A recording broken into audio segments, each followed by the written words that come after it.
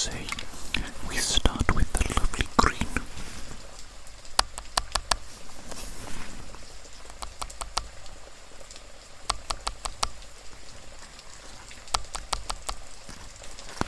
Sorry, I'm just testing your face to begin with. Testing it, okay.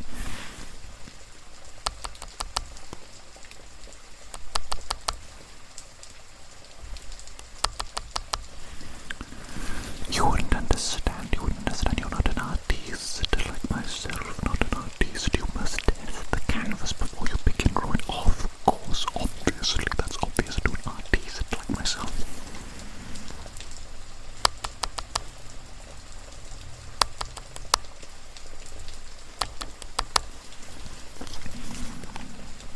Okay, let me begin, shall we? Let me begin.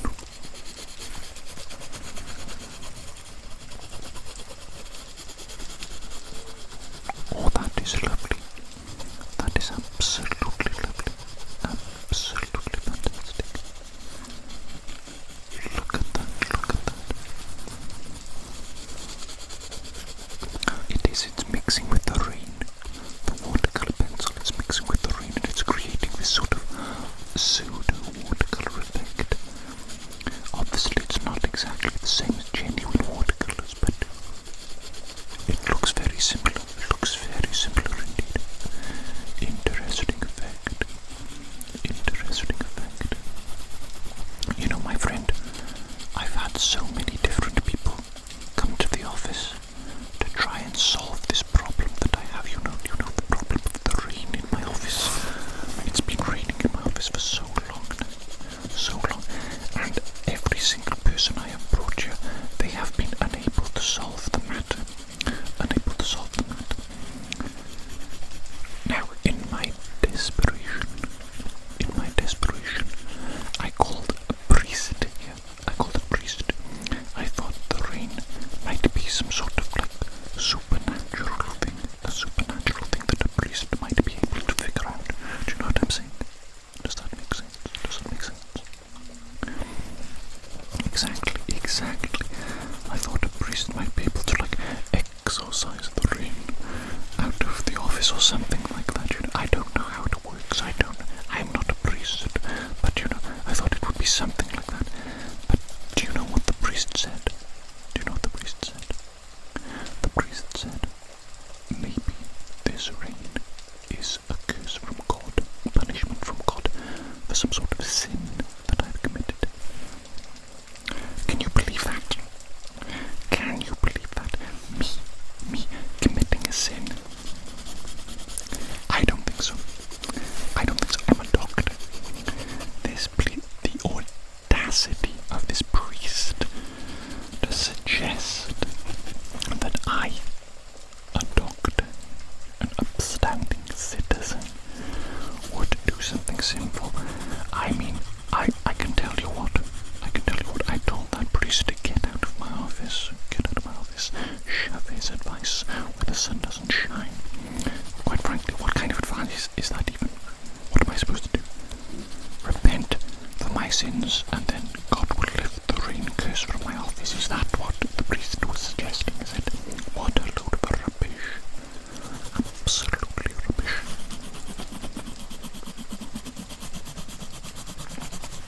I was thinking though, what if the priest was correct? What sort of sin have I committed recently that this rain could be a curse or a punishment from God for? What sort of sin? You know what? The only thing I could think of was looking up Rule 34 of Rouge the Bat. And I mean, come on, is that really a sin? Are you going to tell me that I, a man, am not allowed to find Rouge the Bat from Sonic attractive? Are you absolutely out of your mind? Imagine, if you will, being a young man. You're playing a Sonic game, and suddenly on the screen, Rouge the Bat appears with the absolutely gigantic melons. Okay, let's be frank, let's be honest. Gigantic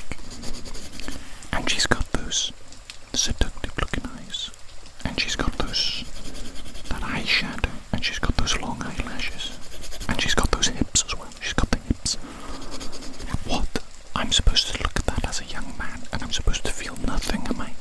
I'm supposed to feel nothing. Okay. That is absolutely ludicrous. Absolutely ludicrous. Of course I find Rouge the Bat attractive. What do you mean? That's weird. What do you mean that's weird? She's a bat, a cartoon character, and a bat. That doesn't detract from the fact, okay? That doesn't detract from the fact that she has hips and boobs and, the seductive eyes. I'm supposed to be immune to the charms of that cartoon character, am I? Okay. I'm the weird one. I'm sorry for being a red-blooded male. Okay, let's be honest. If you put eyelashes and hips on anything, it's gonna make me go cuckoo gaga. It's gonna make my brain go cuckoo gaga. Okay. What? You're not used to this kind of conversation, are you? Not used to this conversation? Well, what you don't understand is that I am a real G. Okay, I'm one of the realest mother flippers out there. I will talk about absolutely anything and everything because I'm honest. Okay, I'm honest. I'll just say my little thoughts, spew them out into the world. Whereas other people, they present a very careful persona, a very careful version of themselves. They're careful about what they're saying. Oh, can you hear that? Oh, that's my tummy rumbling. I'm starving. Absolutely starving. Goodness me, that was a monstrous tummy rumble. Did you hear that? That's crazy. Probably doesn't help that I'm in this awkward little position here, drawing on you. And I'm absolutely boiling hot. The humidity in this room today, it's through the flipping roof, let me tell you that much. Through the flipping roof. But yes, as I was saying, these other people out there, they present a certain version of themselves. You only get to see like a portion of themselves. Maybe it's even a totally fake persona. Maybe it could even be a totally fake persona. But they're presenting to you what they want you to see. You know what I'm saying? Do you know what I'm saying? Indeed, exactly. Exactamundo.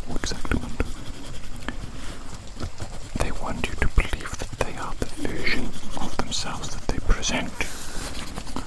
And they may do that for various different reasons, whatever, they might want you to think that they're a good person, virtuous person, morally good, whatever it is. But you know what? I'm going to be real. I'm going to be a human being like everybody else. And I'm going to say things just like a real human being. Are you a real human being?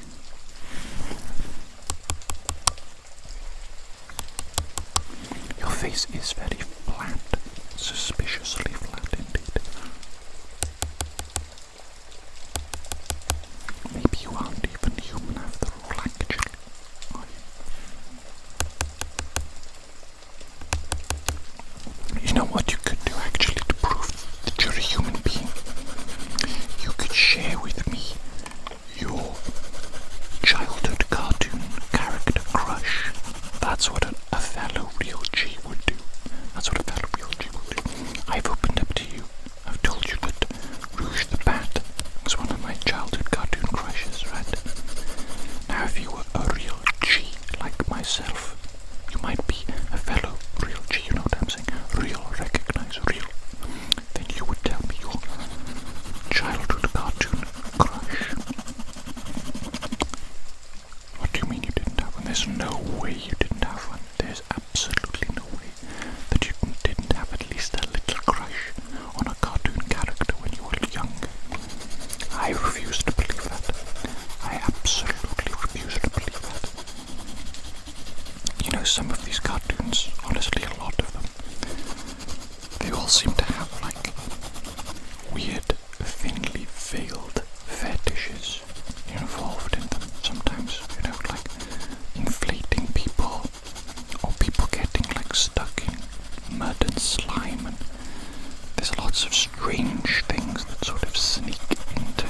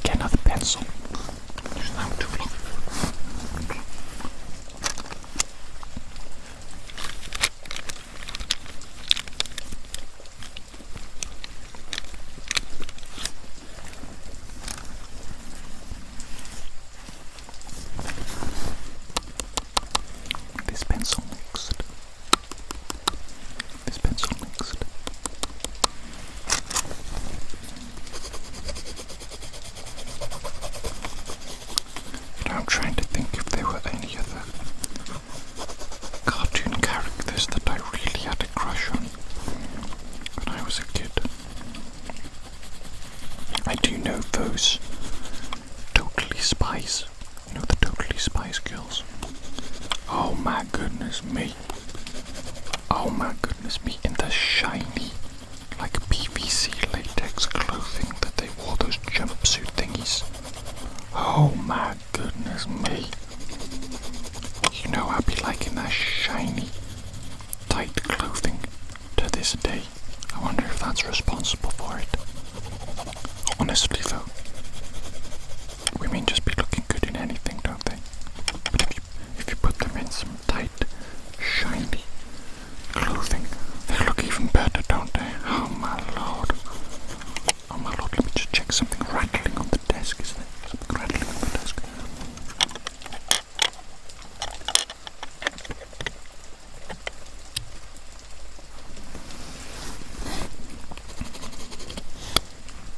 There we go, that's better, isn't it? That's better, isn't it? I think most of my, cartoon crushes were on video game characters, actually. When I was younger, I definitely liked Coco Bandicoot. Coco Bandicoot. From Crash Bandicoot and Crash Team Racing, you know. I always played as Coco Bandicoot when I was younger. I think I had a little crush on it. How cute. But then, of course, as I got older, my taste became more refined, and it was the trophy girls that I was into. You know what I'm saying? If you've played Crash Team Racing, you know the trophy girls. Oh my goodness me, they're looking good. They're looking good. And you know the Crash Team Racing remake. What is it called? Nitro Fueled. They made the trophy girls playable characters. Can you believe it? Can you believe it? They made the trophy girls playable characters. Oh my goodness me. Oh my goodness me. And what's her name? The one girl? Isabel, I think. Isabel. Wow. Wow. Let's just say she's like a smoking hot, blonde bandicoot girl. And you know she's also in that tight, shiny, it's like blue PVC. Whoa mama, they know what they're doing. They know what they're doing. Come on now. Come on now, let's be real. They know what they're doing.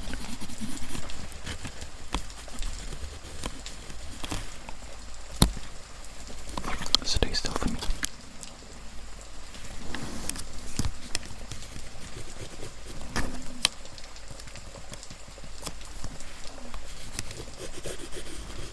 How is that?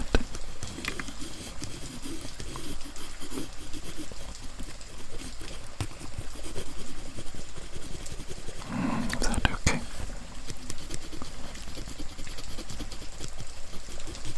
Your face looks a bit peculiar, actually. You're not having a reaction to these watercolor pencils, are you? Some sort of reaction, allergic reaction, skin reaction. Let me more closely examine.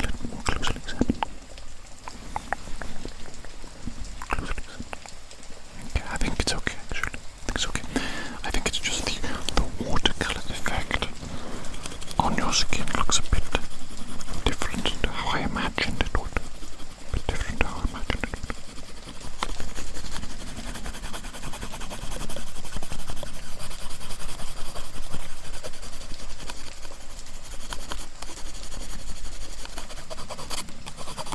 How are you doing though? How are you doing today? You doing okay? You're feeling comfortable? You are in an office where rain is pouring from the ceiling, and I am drawing on your face. Surely that's not uncomfortable though, is it? No, I didn't think so. Relaxing. Yes, exactly.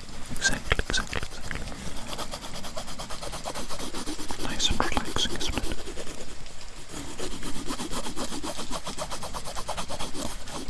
You know, if you want to fall asleep, you can. Absolutely. I actually don't have any more appointments today. More appointments, you're my last one. That's why I thought we would do this little activity, little watercolor pencil experiment.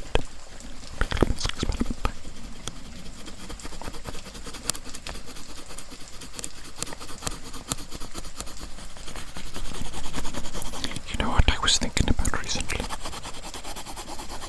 I was thinking about how sometimes when you want something too much, it's like detrimental to you getting it. Does that make sense? Let's say you have some sort of goal, something that you want, and you're taking action towards it, you're putting in all your effort, and you want it really badly in your goal. Sometimes because you want it so badly, it somehow prevents you from getting it. It negatively affects your performance, I think.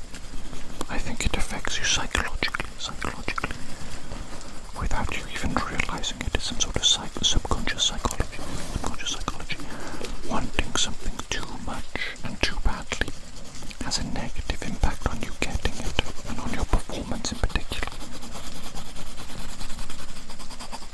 Because when you want something but it's kind of casual about it, you know, you're casual, you don't really care if you get it or not, but it would be nice if you got it, then I think that's when you perform better.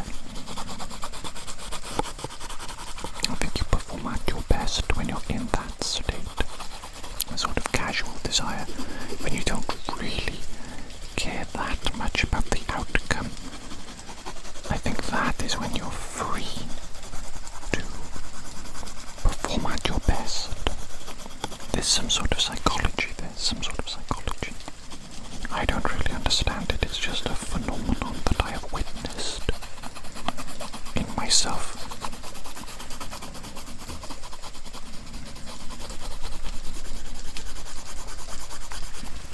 There's also that idea as well, like a god or a guardian angel or something like that.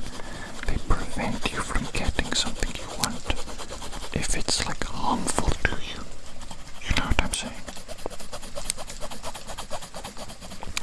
The easiest example I can think of is, let's say you wish that you would get really rich. You wish you'd be like a millionaire all of a sudden. But God or your guardian angel or whatever, they prevent you from getting really rich all of a sudden, because if you did, then it would be your destruction, your demise, your ultimate demise. Maybe because you wouldn't have self-control. You know what I'm saying? If you suddenly got an absolutely massive amount of money, what would you do?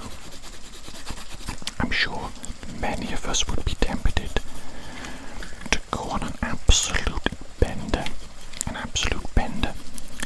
drinking, taking drugs, partying, and maybe it would be your downfall. You know what I'm saying? Maybe you'd have like a drug-fueled orgy, and then maybe you die in the drug-fueled orgy because the excitement is simply too much. You know what I'm saying? So maybe God or your guardian angel or whatever might be looking out for you, prevents you from getting what you want, getting a lot of money, being successful, whatever it might be. Because if you did get what you want, if you did get success or money, whatever, then it would lead to your downfall. They're protecting you, of course. They're on your side. They want what's best for you. Sometimes we don't know what is good for ourselves, do we? Sometimes we want things, but actually we don't really want them, because if we got them, bad things would happen. But we can't see that. We can't see into the future. We can't realistically appraise the situation. We lack the ability. Sometimes we lack the ability to see things objectively, don't we? Exactly.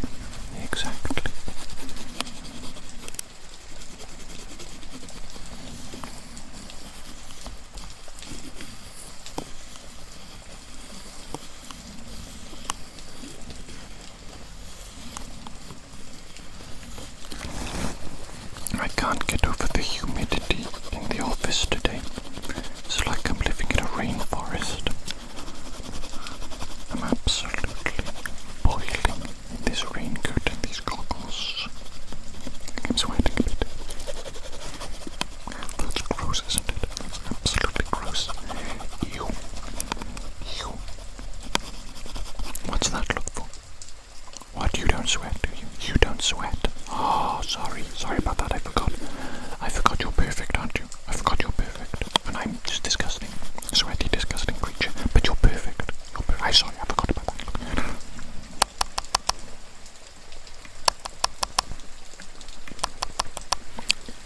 Yes, after closer inspection, you are perfect. I didn't realise that. I didn't realise I was in the presence of someone who's absolutely perfect.